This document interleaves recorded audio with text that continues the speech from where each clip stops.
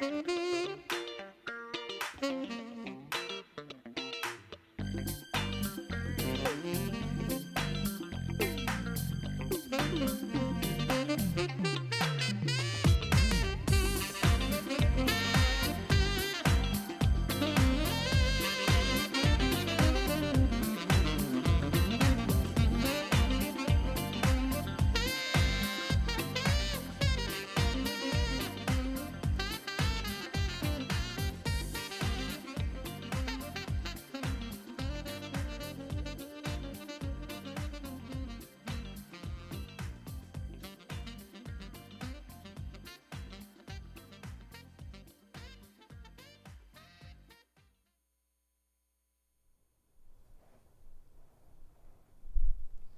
evening. Welcome to Right Talk with Mike Lee.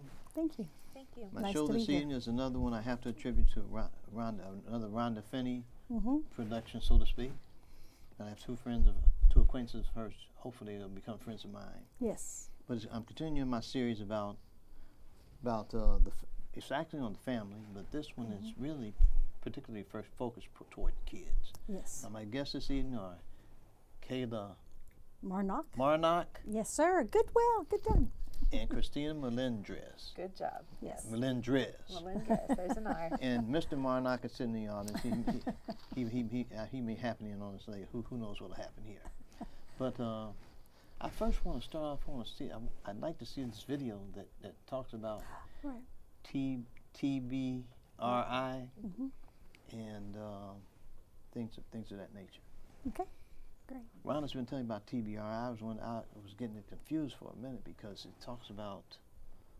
I was thinking it says trust-based relational intervention. Correct. Right? Mm-hmm. I was thinking, boy, that's kind of long. I wish it was something shorter than that. Yeah. Somewhere I want to get a relationship in there, but that's what 40 years of practicing law do to you. can fog the man up with too much clutter. Yes. Yeah. Yeah. But Miss Melendrez, tell us a little bit about yourself. Well, I am currently a grad student at UT at the School of Social Work. I'm focusing on my master's in social work. And I have about 20 years experience of working with children, and about 13 of those are working with kids who have been in the foster care system, who've been traumatized, who have dealt with abuse, neglect, abandonment. And so I am very passionate about helping others to see these children as kids who still can be loved even through those tough behaviors. And so that's one of the main reasons that I was focused on TBRI, and I've been a practitioner now for about 3 years. Okay. And Kayla, tell us something about yourself. I'm a local author and speaker, and a mom on a mission. That my goal is to help empower children to make wise decisions, and with the books that I have written, and then to educate parents on their roles, in educating them on how to start very hard conversations with ease. And so that's what the books that I've written have been. They're TBRI informed, and so they're written with counselors, but they're in a very sing-song, easy way to for the children to understand. But the difference with my children's books is that in the back of it has that educational part of the TBRI informed process for parents to understand how they need to connect with their children, their role in what they need to do, and then they have questions for the parents to ask the children. So it's truly stress-free. They don't have to, especially like with body boundaries and sexual abuse prevention. Mm-hmm. I don't know what to say. I don't know how I'm supposed to do it. You don't have to know anything when you use the book by reading the poem. If I can show. Yeah. Because they're all multicultural, and it's all easily read and understood, and you can see it. But it has in there the way that it's a rhyme, so that the children can easily remember what it is.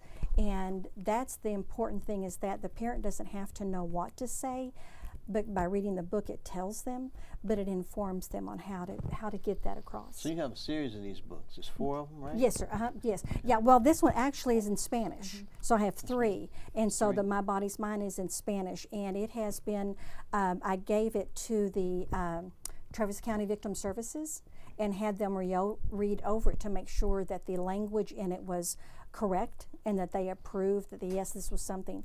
And then, because this was on body boundaries and sexual abuse prevention, this one is on self-regulation, and this is on life values.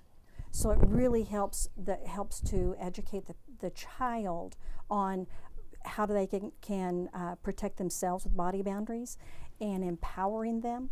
The second one is on self-regulation, so it empowers the child on strategies they can use themselves on how they can use with their self-regulation.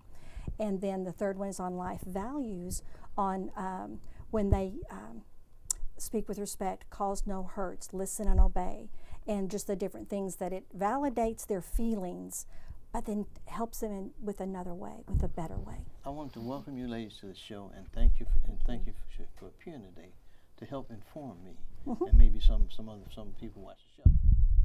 Now, one thing that concerns me, my concern that for this season has been really the family, because I think the family is really in jeopardy. Yeah. Yes. It's like under attack. It's like out of style or something. It you is. Know, you know, you act like Leave It to Beaver or something. There's something wrong with that. Yeah. And I think what the person who's being hurt the most is the person who's least able to defend themselves. That's the kids. Correct. Yeah. Now, if I can get this video up about it's TBRI, right? You got it. I get it confused all the time. Young children use their attachment figure as a secure base for exploring and coming to understand the world.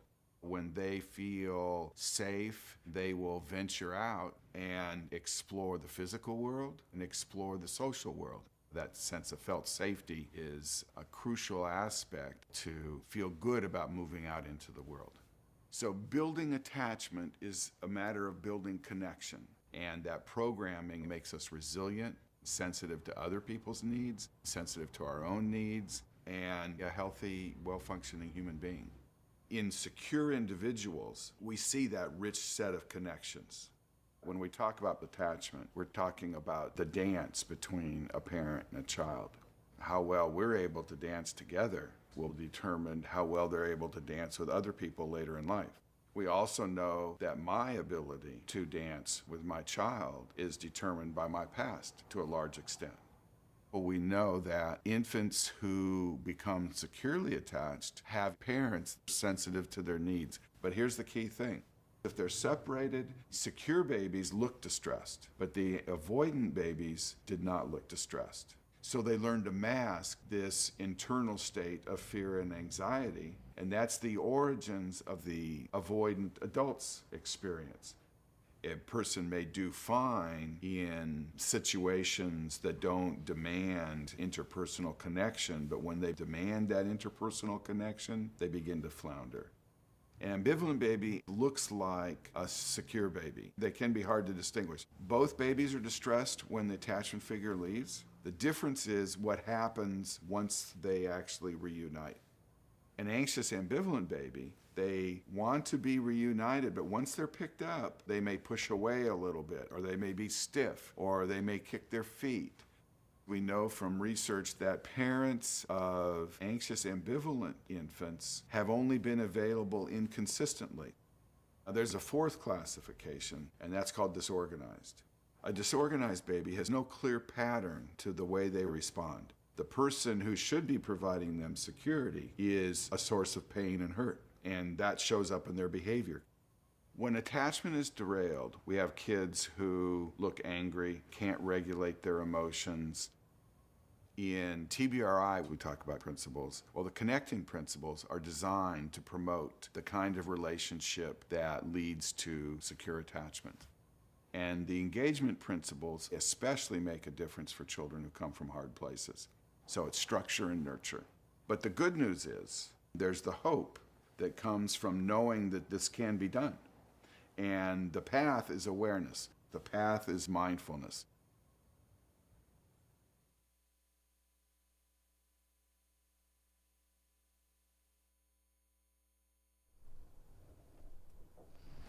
I watched this video, and as I watched this video, I thought about the deficiencies that are kind of inherent in the legal system with respect to dealing with families. You have divorce decrees and orders that tell the parents not to speak with the children, Right. which to me is insane, because it's like you're just throwing a kid out there, figure it out on your own. Your parents can't talk to you. That's who you look to for help. And so that was my first reaction to it, is the utter ignorance with which the family law world operates. It's like it treats the kids as though they're a full-grown person that can deal with things on their own when they can't. Right. I mean, they're not designed to it. That's not nature. And so we're doing a lot of things that are unnatural and that are damaging to kids. And after watching this short video last night and the day before that, something like that, I thought, man, you know, the court is harming kids. Yeah. And to me, the whole shebang needs an overhaul. Absolutely. Right. I think that so often as adults we forget, one, what it's like to be a child, to need those parents who are stable, who understand, who put children first. Not only is it our court system, our child welfare system, our school system, but we forget to put the kids absolutely first and understand that who we are raising today is going to be who becomes They're going to be raising tomorrow. somebody tomorrow. Yes, and we see that in, you know, our prison systems and in, you know, our criminal law systems, that what we didn't invest in children when they were younger, now look what we have created. And then it becomes a cycle, because now we've got incarcerated parents or divorced parents, and those children now are either being raised by the child welfare system or in, you know, with separated parents, and they're dealing with a loss that they're not ready to deal with. They're children. So it's a matter of pay now or pay later. Right. Correct. But the thing that most disturbs me is the pay now aspect is being actually furthered by the courts themselves. Yeah. Yeah. I mean, that's insane. And I thought to myself, I said, the whole family law approach needs to be re-examined, Yeah. and you have to rethink the thing. There are a lot of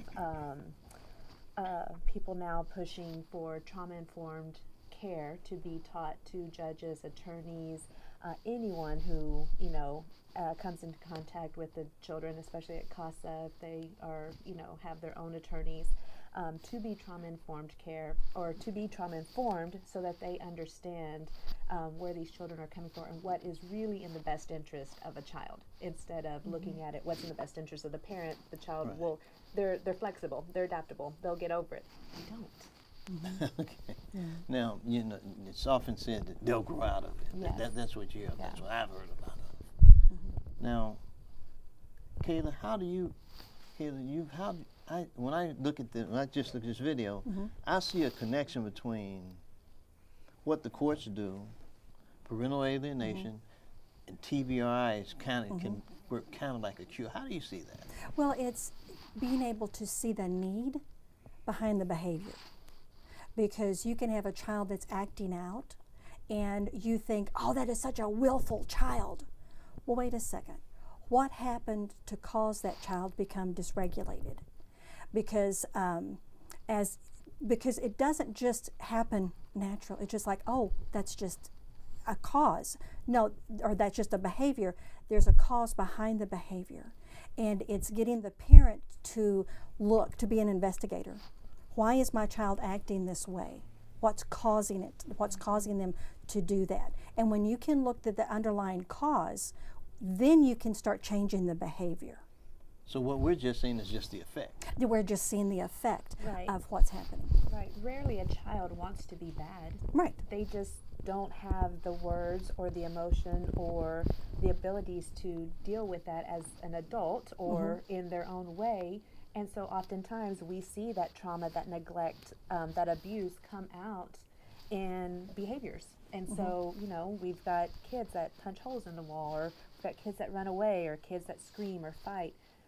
There's a reason behind that behavior. And if we can just see them as children who are hurting, that is where I 1000% believe in TBRI and just the effects. I've seen it work. I've seen it work. I've seen it in action. Now, Christina, you've worked in this field for quite some time, right? Yes. Have you had experience working with the courts in this connection? More in working and being an advocate for children or with children who are in the Foster child care? welfare. Correct. Okay. Yes. So the state's already got their nose in the business. Right. But I mean, oftentimes the parents are still involved. While the state may have custody of the child, the parents are still involved and they're still trying to fight to regain custody of their child. But then it comes down to where are they at? Is the court able to offer those resources for the parents so that they can, become a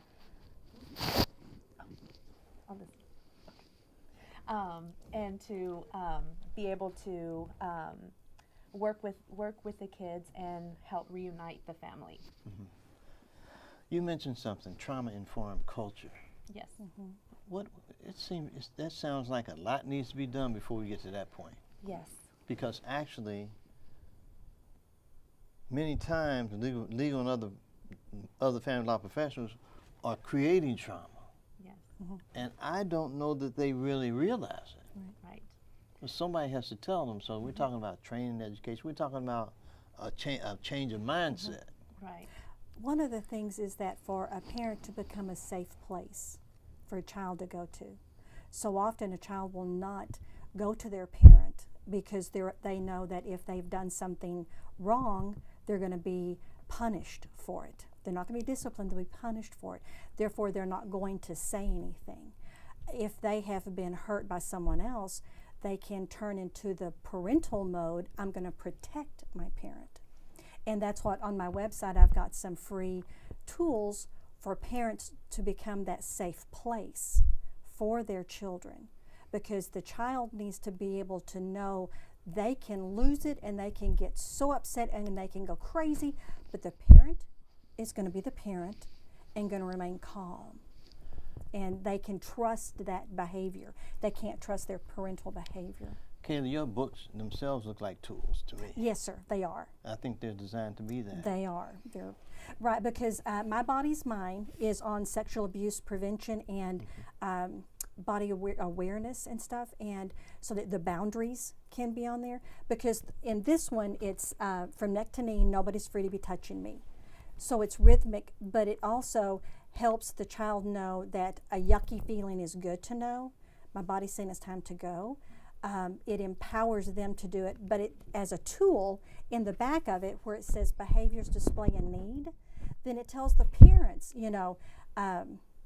it's their responsibility to talk to their child. And they don't have to know everything. And, they don't have to know, really, all they have to do is be willing. They don't have to know it. They have to be willing to listen and to find answers because of the questions in the back. And that's each of the books have that 3 parts to it. The poem that empowers the child, the parental information that they need to start the conversation, questions or activities that they can do with their child. And they're all available on Amazon. And because with My Body's Mine, I can do that. This book is in every AISD counselor elementary school's office. And so that, so it's in the school system and everything. I can do that with the self-regulation, and then my actions matter. So that, again, going back to the tool, that it is a tool that's unusual in that respect. So you're starting to get some traction. Yes, sir. Not nearly enough. No, it's, and that's what my goal is for agencies to get a hold of them, and we are getting them in because Starry was one of the first. She is who helped me develop this because they're all with counselors, and every word I used the word good in one of them, and they're going no, can't use good. What? What's good is subjective. What's good for one child is not always good for another child. Oh, okay. So you can use wise, you can use informed, smart, but not good. So I was wondering, Christina, in my tendency to try to oversimplify things, it seems to me that when you talk about parental alienation, which can be created by family law professionals, TBRI seems to be sort of a remedy for that. Yes. So are they like I would say connected or any kind of way it should be? right. I really feel like TBRI is a way for, I mean, that's part of their principle is one, to empower the child to have a voice, to understand. That's why these books are amazing tools for the kids to have that ability to use. The second is to connect with that child. And so often in divorce or any other kind of separation, when a child is separated from their parent, they don't have that connection with that parent.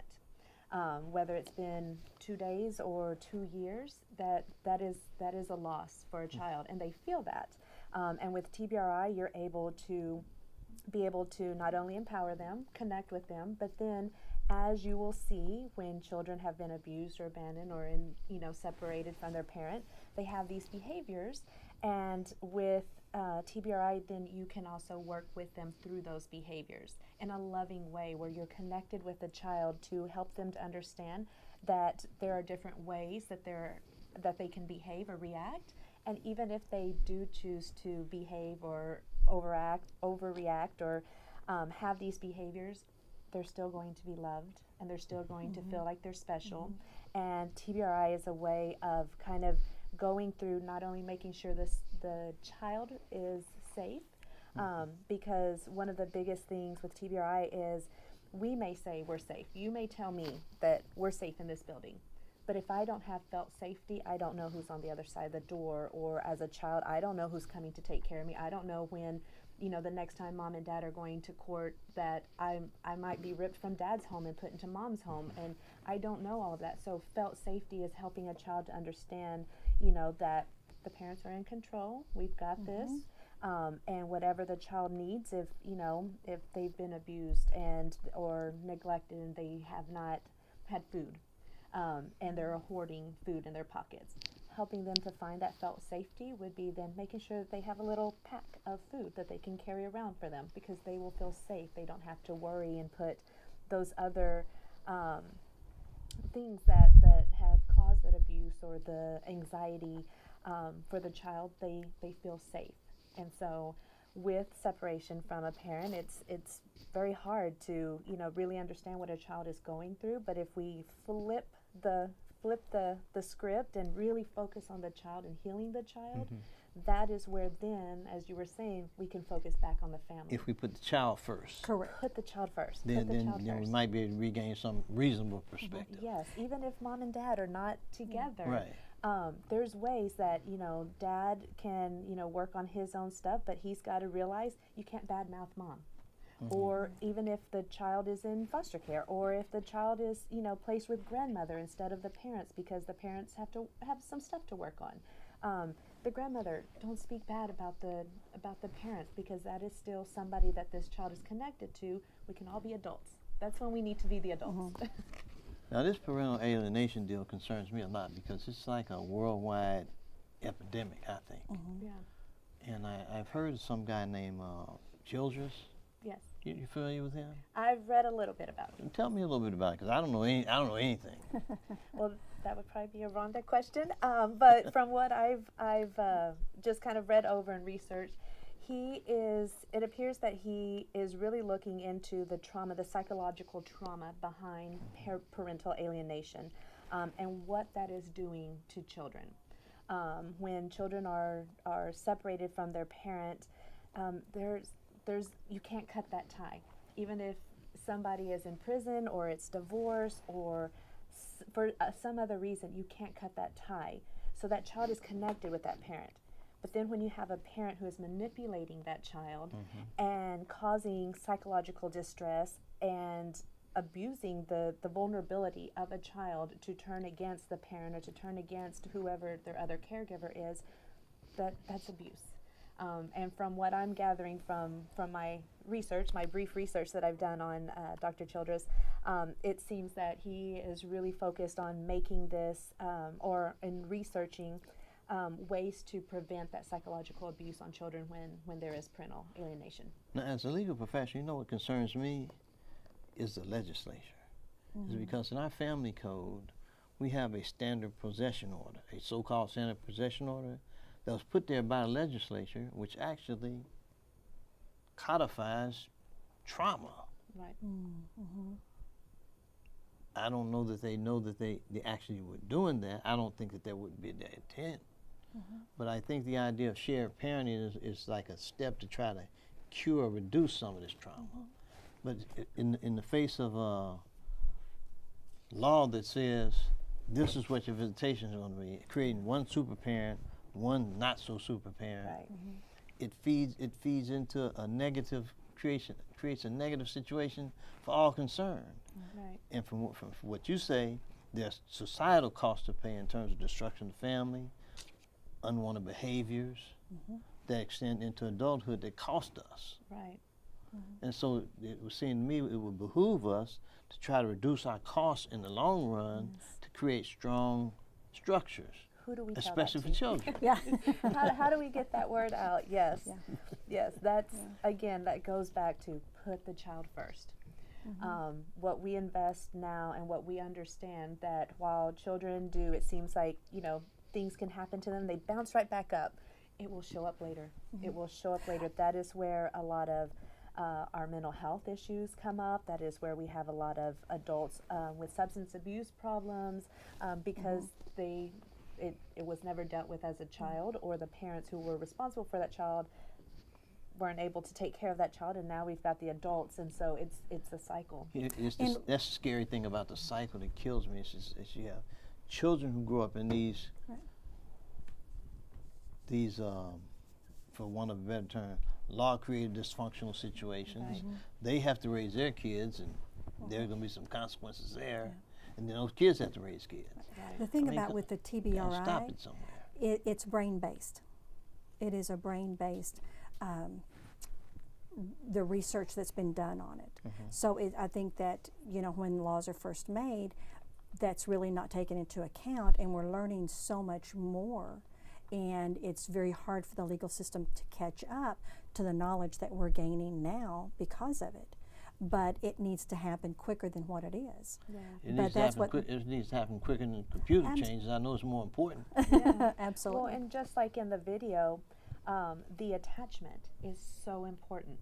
And when children are separated from their parental figure, it depends on how and who is raising them. So, like in the video, a secure baby, a secure child, a secure adolescent who has someone who took care of them, someone who met their needs. Anytime they cried, someone came and picked them up and let them know when they were a baby that how precious they were. As a teen, encouraged them, went to their baseball games, soccer games. As they got older, encouraged them, whether it was going to college or trade school or having a job or starting a family, whatever it is, they had those people to support them. They have this secure attachment to their parental. So then those secure babies become secure adults. In a safe place. In a safe place. When they are insecure attachments, and there's 3 different styles, but when they don't have that secure attachment, that is where then we have issues when they become adults. So that avoidant baby, which the caregiver is there for their physical needs, but nothing emotional. So here, you're crying, here's your bottle, drink that. I'm gonna feed you and make sure you're okay, but I don't hug you, I don't love you, I don't tell you how precious you are. Then that child then grows up to be a dismissive. Usually that's the adult who's not touchy-feely. I don't want anyone to touch me. I don't need anyone. They've got this strong wall. And so understanding that the attachment when we're dealing with children in the court system or family system, that attachment is so, so important with whichever parental figure is involved. But in a large measure, it seems to me to be poo-pooed by professionals, family law professionals. It's not understood. It's almost like they say, the kids will be all right, they'll go through it. Right. They get over stuff easier than we do. Right.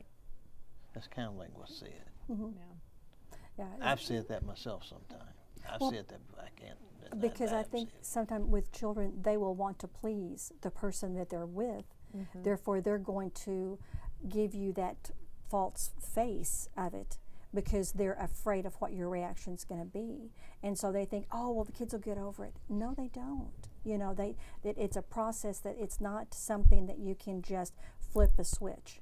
Right. It's a process that the children have to go through in order to become that attached, to be able to, when you have someone that's traumatized, like say at age 9, and they're in their 40s and they're still dealing with that trauma, you don't treat the 40-year-old, you treat the 9-year-old inside that 40-year-old. So you have to go back to where the trauma occurred in order to be able to help that individual, that adult. Well, it seems to me, that may be oversimplifying it, but it seems to me that when you have parental alienation, this, I would say, for want of a better term, positive intervention is like more about solution. The parental alienation, identification of its cause and all that, that's identifying a problem. It's nice to identify a problem, but it does no good not to have come up with some solution. Right. Or the after effects. So when or if a child is returned to the parent who has been alienated, there's often that disconnect. The bond that was once there is sometimes not severed. It's not never cut, but it's not as strong as it used to be. Tattered and frayed. Correct. And there are ways to rebuild that. There are ways to reconnect with your child. There's ways to, help them to process everything that just happened, because, oftentimes the adult themselves are trying to process that. Well, and it's traumatized adults are trying to help their traumatized child, and it's, they need help. It's like it's who's going to put you could put your oxygen mask on first, then you help others. So it's identifying that. In one of the, I think it's in I Can Do That, it talks about know your triggers, because this is on self-regulation, that the parent has to know what their triggers are. So when, if their child is being rude and talking back, and that's a trigger for the parent has to know, okay, when they talk back, this is what I'm going to do to self-regulate so that I'm going to be able to be the adult in the situation. And too often the parent just reacts. And they're not, and that's what, because that with this little bookmark, it's called I Dibs You. And again, it's free on the website. And it's used in classrooms for the teachers too as well, because the child needs to know you're safe to go to. And that's what a lot of times when you're dealing with this, the alienation and everything else, who is safe? Who's safe for me to go to? And so you've got to teach the parent how to be a safe place. Right. Okay, this TBRI thing, do you have any idea where it started? I saw that on the video it said somebody at TCU. Right. So the late Dr. Karen Purvis and Dr. Cross they founded this with Texas Christian University, TCU. And I believe they've been doing their research for about 15 years, is what I read. Yeah. But they have gone out, they have gone to residential facilities, they've done extensive amount of research, brain development, of making sure that they are really working with those kids and the behaviors. And then, as we go through the training, one of the things that I really wanted to point out that, Ms. Marnach just kind of brought to my attention was even during our training. So oftentimes while we are talking about parental alienation, we've got one parent, like you said, who is traumatized. They have not dealt with their trauma when they were a child, and so now they've grown up, and now they're the traumatized adult who is now so out of the loop that they are then, putting more trauma onto their child. And so when you are in your training for TBRI to become a practitioner, you actually have to undergo a psychosocial interview. It was about 2 hours, if I can remember correctly, and they asked the most personal questions. They want to make sure you're all right. Correct. Yes, absolutely. Which we should know who are the parents, because if I'm going to be working with kids who are traumatized and who have had this in their background, and I haven't dealt with my own stuff, I'm probably not as good as a person who has, said like, you know what, I have a lot of trauma, I have a lot of baggage I'm carrying, but I can leave that outside, because when I am working with children, I am going to fill their cup, and I'm not doing this to fill my own. And so interview was, again, very personal, very intensive, and it really looked at who were my parents. How connected was I to my dad, to my mom, to anybody who might have raised me? And it really puts into perspective, like, then who am I as a parent? Am I, dismissive, where I just want to be everyone's friend, so I let my kids do everything? Or am I, highly nurturing to my child? Or am I one of these adults who are dismissive, and here's my child, when I was growing up, somebody fed me a bottle, but nobody ever touched me, so I don't know how to touch this kid. Here, that's all I know, because parenting is a cycle.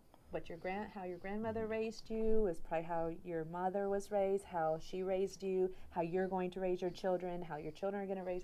That is a cycle that if somebody doesn't intervene, saying like, hey, this isn't healthy. Right, and it can be broken, and that's the can. whole thing. So we is need that to you concentrate can on raising break healthy it. kids. Yes. Secured. Right. Secure kids. And that's what with the TBRI, because I heard one time that Dr. Purvis, that she was working with his children, and Dr. Cross would watch what she was doing and how she was handling it, and then he was documenting what she was doing so that they could see how she was bringing this together. And because it was just such a beautiful orchestration of her openness and her ability to connect with these children to help them. And then he was, coming in, and together they just made that perfect blend of creating such an incredible Now process. what I wonder, just sitting here, just a guy sitting here with some sunglasses on, and Looking cool. I think if you have the institute in TCU for 15 years, and this Dr. Childers is doing outstanding research in the parental alienation field, why didn't they just pick up the phone and talk to each other? I mean, I just wonder about that. Yeah. Well, I know with TBRI, they have, they do, I want to say at least 2 to 3 trainings a year so the class that I was trained with was probably about 150. Where is that class? Usually it's in Arlington. I believe that I know that they have been going overseas as well. I think right now they're really focused in Louisiana. I've heard that they've had some trainings maybe in Oklahoma.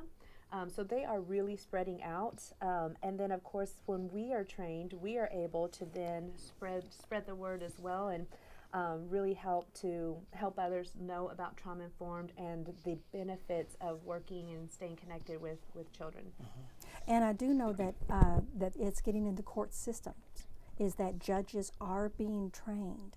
That I know that we had talked Thank at one of the God. meetings. Yeah, that But we need, because to me, it seems to me, there needs to be now, my conservative brethren always say God, family, country, all that good stuff. If you say family, then this is something that they should be behind. Everybody should be behind. Absolutely. Everyone says they want what's best for kids. Right. But they're not doing what, but that's just talk. That's right. That's right. Right.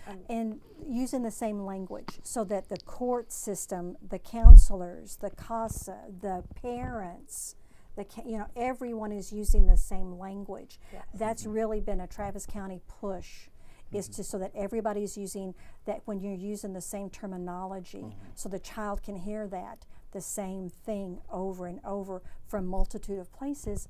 Then it's like, okay, that they have a chance to they get get it. They have a chance to get it. They have a chance to get it. Yes, sir. Because they're getting a consistent message. Yes, Right. sir. Yes. I recently heard Judge, and I hope I don't butcher her name, but it's Judge Aurora Martinez-Jones here in Travis County. And I believe she is in family court. And I recently heard her speak at one of the social work conferences. And she is doing amazing work of trying to get trauma-informed care into the court system, and getting judges to really understand that, whether you're working with, child welfare or with divorce or any other, family court, that understanding what this is doing to the kids, understanding trauma-informed, understanding that, we have to start putting our kids first. Well, and it's to normalize it. That's where, when you're talking about so many things, is that it becomes a normal part of your conversation, and it's not just this one section, that it's included across the board. Now, I guess I came to some of my conclusions. I was reading some material. I ran across TIC, TIC. I ran across ACE, adverse childhood experiences. That happens in divorce court all day, every day. Absolutely. Something adverse happens all day, every day. And that stuff has to stop somehow. Yeah. Because I care more about solutions than I care about problems. Yeah. Right. I want to know how to get. I like happy. Right. Yeah.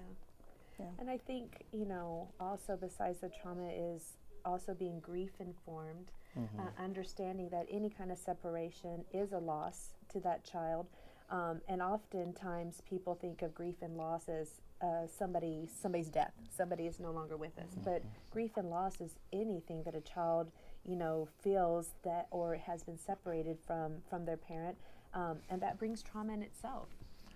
As I sit here and I'm thinking about the legal, how we operate in the legal profession, is it seems to me if you put the child in the center and make the child the focus, and you go around the child, Right. not have all this mess going on, you happen to get to the child as an interesting aside. Yeah.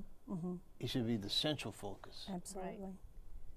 And if we did that, I bet it might take a couple of years, but the fact that Couple of decades, but as those children grew up, knowing that they had been put first, think of the effect of the social ills that we deal with as far as substance abuse or criminal activity or incarceration, because if we focus on them as a child and really invest in them, then those social ills, we may have empty prison. That's my dream. We can try to solve some of our own problems. Right.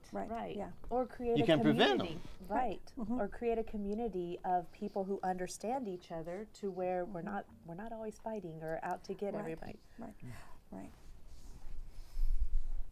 So most of your work in this field has been done with foster people who have had the state intervene in their lives. Correct. Yes. In foster care and what? Usually, I've worked with children that have been placed in foster care. I've also worked with the families who are dealing with Child Protective Services, and then I've also worked with pregnant parenting teen mothers who may or may not have custody of their children, and then survivors of sex trafficking. You mentioned, I think I read something about they were doing something with TBRI in Smith County. Somewhere in Tyler, somewhere out there. I heard something about Okay. I think I read something about that. You've mentioned Travis County. What about the counties surrounding? Any success in penetrating counties surrounding Travis? Oh, yeah. I know especially in the bigger area, so Bexar County has done phenomenal, anywhere between Travis and Bexar County, so Hayes County, Comal, Caldwell, Dallas, Fort Worth area, so especially Dallas-Fort Worth area because that's where TCU is. But this is TBRI and trauma-informed care and the importance of having this out in not only working with kids in foster care, but kids from hard places, kids that have dealt with loss, grief, counseling, recovery centers that deal with adolescents, getting everyone on the same page. TBRI is spreading, and it's phenomenal to see that. Like Kayla said, was if we can all speak the same language, imagine what that does for a child. So if they, come to the court and they've got this judge who's sitting up there about to make decisions for their life or for the lives of their parents, but the judge is, talking about, choices and compromises and, focusing on the child and connection. And, this child hears those words if he goes to school.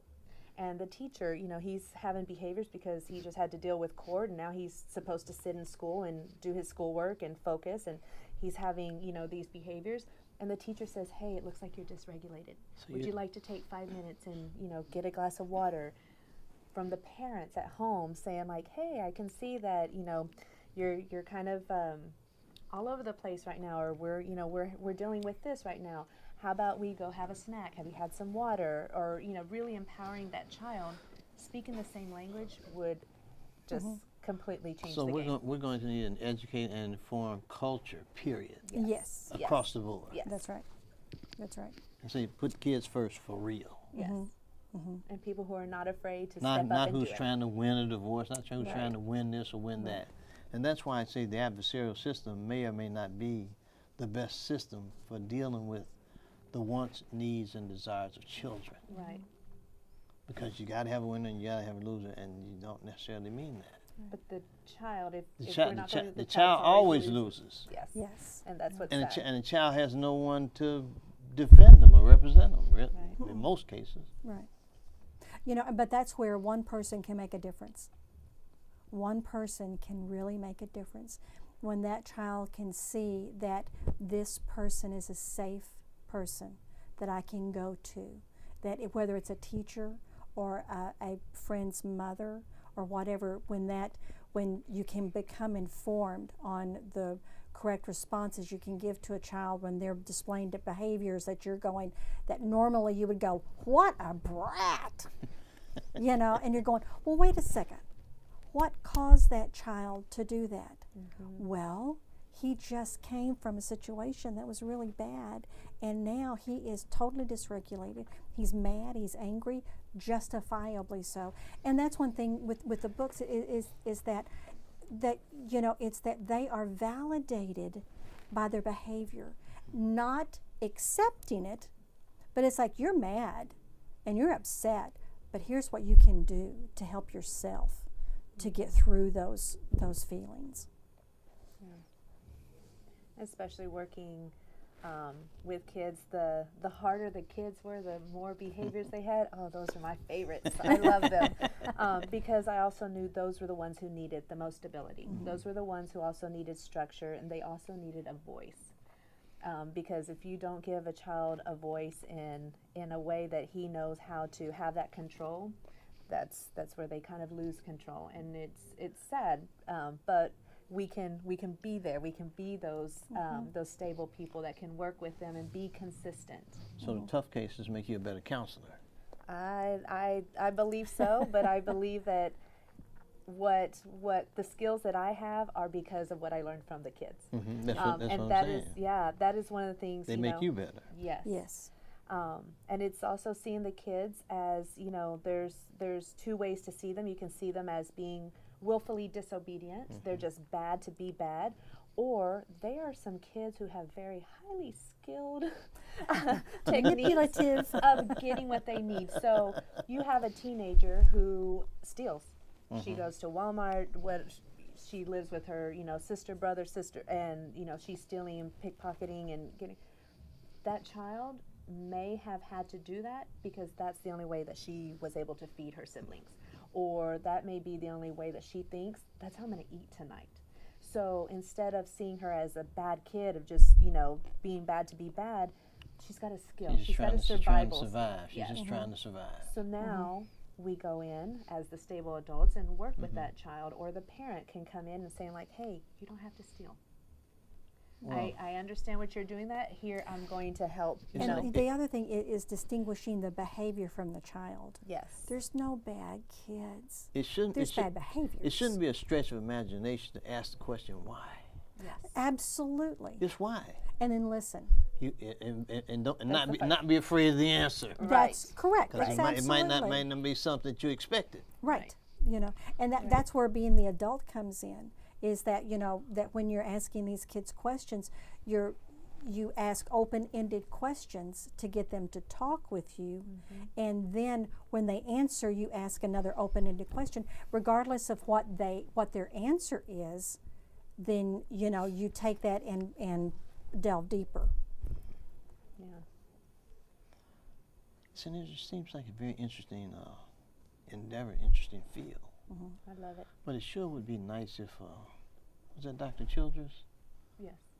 Just thought, just 1 second, how can I solve the problem? Just ask yourself, and not be perhaps self-absorbed or whatever, self-committed. Yeah, and like I said, you know, self-focused. reaching out across TBRI, getting with the, you know, because there's Ross Green is another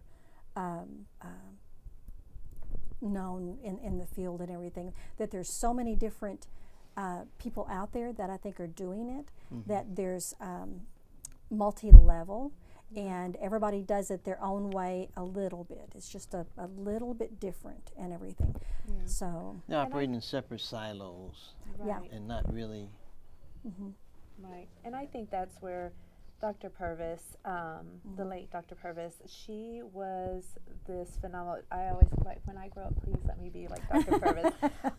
She could just speak to a child in a way. You would see this child having a meltdown, and she would get down on that child's level. She would look them in the eye, tell me what's going on. You need 5 minutes? Okay. And she'd just sit there while this kid is, and, or she would just hold them.